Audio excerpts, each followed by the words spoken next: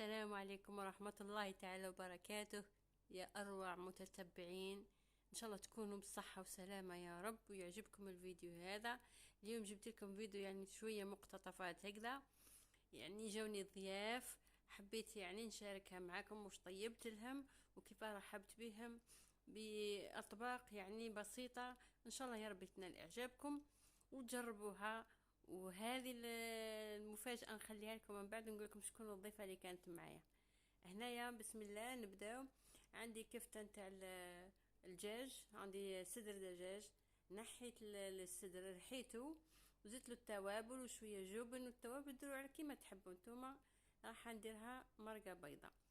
بعد ما رحيتهم مع بعضهم وخلطت شويه بصله كيما راكم تعرفوا كل شيء، درتهم دي بولات كيما هكا. والكاكاس هذاك العظم نتاع الصدر نصبت به المرقه كيما راكم تشوفوا هنا. يعني درت البصله ودرت شويه قرفه وملح وفلفل اسود وراس حانوت. حطيت هنا الحبات ليبولات طيبوا. يعني راح ندير كفته مع الجلبانه، يعني جلبانه بيضاء بالكفته. قلت لكم مجرد مقتطفات، يعني ان شاء الله تنال اعجابكم. حبيت برك نقول لكم كيفاش راني ضيفتهم. وهنا بعد ما طابت لحت لها الجلبانه عندي مكونجليه صح، بس مش شريتها من برا، هذه من حديقتي. بعد ما قطفتها واللي بقى لي زايد غسلته وشيحته ودرته في الكونجيلاتير، يعني شيء طبيعي ما فيش يعني لا من برا لا والو.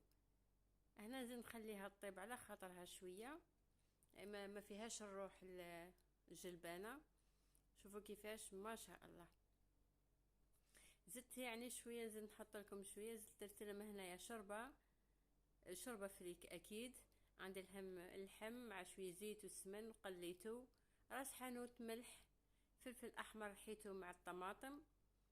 انا كيما تعرفوا هنايا بالك اول مره على اليوتيوب، انا قلت لكم راني ندير الشوربه فريك غير بالثوم. هذا الثوم عندي خدماته رحياته ومدات له الملح والزيت ومخبياته في الكونجيلاتير. زدت لها الطماطم مصبره وخليتهم يتقلاو حتى نطابوا. زدت لهم كساتيك الفريك والحمد لله شهيه طيبه لينا وليكم لضيافنا.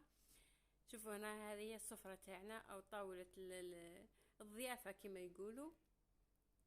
وان شاء الله يا رب تنال اعجابكم. المره الجايه ان شاء الله راني نحط لكم الوصفات اللي درتها ان شاء الله، حتى لو كان ندير كميه قليله. والله ما قدرتش نصور لكم اكثر من هكا، كم تعرفوا تلتاو بالضيف وخاصه يجيكم يعني هكذا فجاه وتكوني فرحانه. يا ربي تحطي له الدنيا وما فيها. وهنا ثاني كيف تليتلي والسلطه وشوي فريت والفاكهه واش كتب ربي سبحانه. يا ربي ان شاء الله تنال اعجابكم. ودركا نقول لكم ان شاء الله على الضيفه اللي كانت هنايا الكسره كيما راكم تشوفوا. نخلي لكم ندير لكم في السسبانس يعني هكذا. شكون الضيفه اللي كانت، يعني هي غنيه عن التعريف وقناتها يعني ما شاء الله، حتى هي تحط وصفات ما شاء الله. وهي قناه من كل قطر زهره. جاتني ضيفتها هي وعيلتها الكريمه، ان شاء الله يا ربي تعجبكم. وماذا بيا انكم يعني حتى تروحوا تزوروا قناتها من كل قطر زهرة وتشوفوها، وبلك يعجبكم يعني. واكيد يعني يعجبكم وصفاتها، يعني ما شاء الله راقية وبسيطة وفي نفس الوقت فخمة. هنا العشية درنا القوتي او القهوة العشية كيما راكم تشوفوا. ضيفتها بطريقة بسيطة، يعني الحوايج شريتهم لاني جاتني فجأة، يعني فرحتني يعني بمجيئها. هنا هاي ايدها هادي هاي ترحب بكم ونشعلوا في البخور هكا باش نعطروا الجو. ومع السلامة الفيديو الجاي ان شاء الله.